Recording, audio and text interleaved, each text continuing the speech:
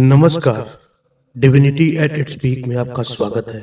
एक पल के लिए अपनी आंखें बंद करिए और सोचिए, आपको जीवन में सबसे ज्यादा डर किस चीज से लगता है? किसी को खोने का डर, अकेले रह जाने का डर, असफलता का डर, या फिर अपनी खुद की मौत का डर?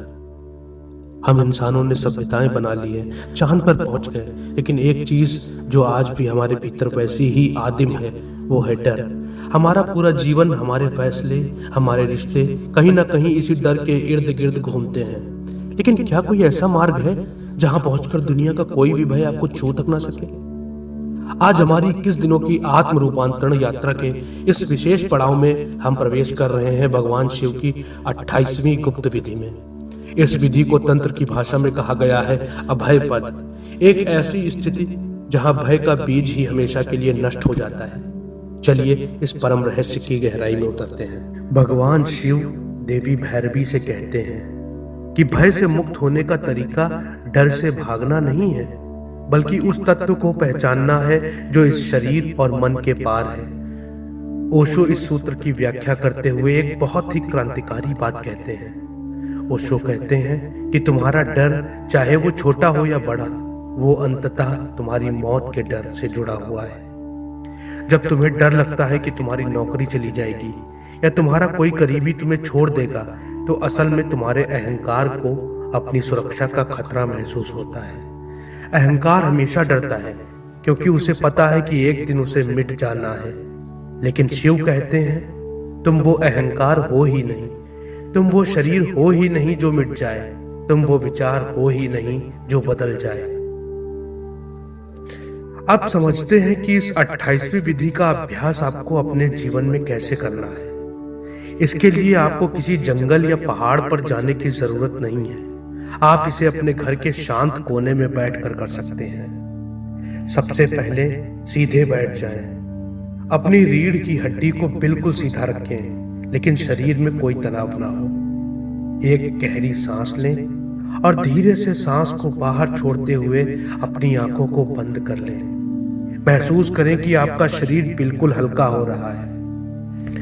अब अपने मन में उस सबसे बड़े विचार या डर को आने दें जिससे आप भागते हैं, उसे दबाइए मत। अगर वो असफलता का डर है तो उसी पूरी तरह से अपने सामने आने दीजिए। महसूस कीजिए कि वो डर आपके भीतर क्या हलचल पैदा कर रहा है। क्या आपकी सांसें तेज हो रही हैं? क्या आपके दिल की धड़कन बढ़ रही है?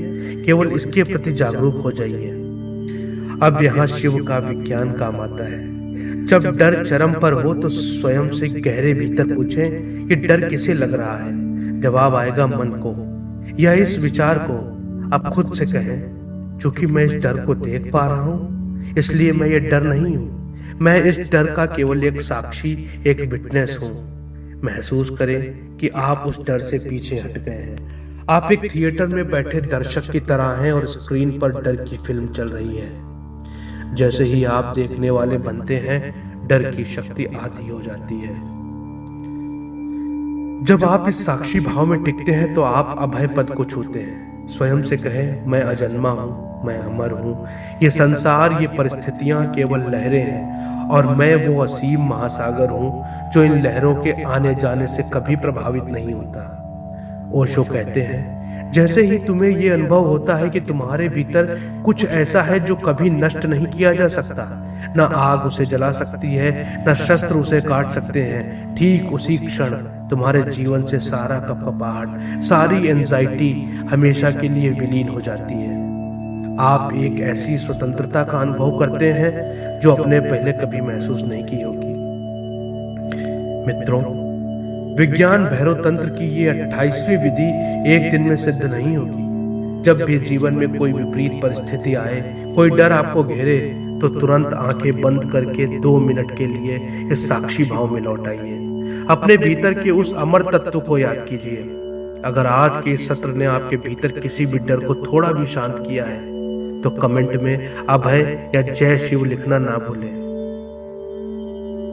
अपने इस 1296 सब्सक्राइबर के दिव्य परिवार को और आगे बढ़ाने के लिए वीडियो को लाइक और चैनल को सब्सक्राइब जरूर करें। कल हम मिलेंगे विज्ञान भैरव तंत्र की 29वीं विधि के साथ। तब तक के लिए शांत रहें, जागरूक रहें और अपने भीतर की दिव्यता को जगाए रहें। जय शिव। प्रणाम।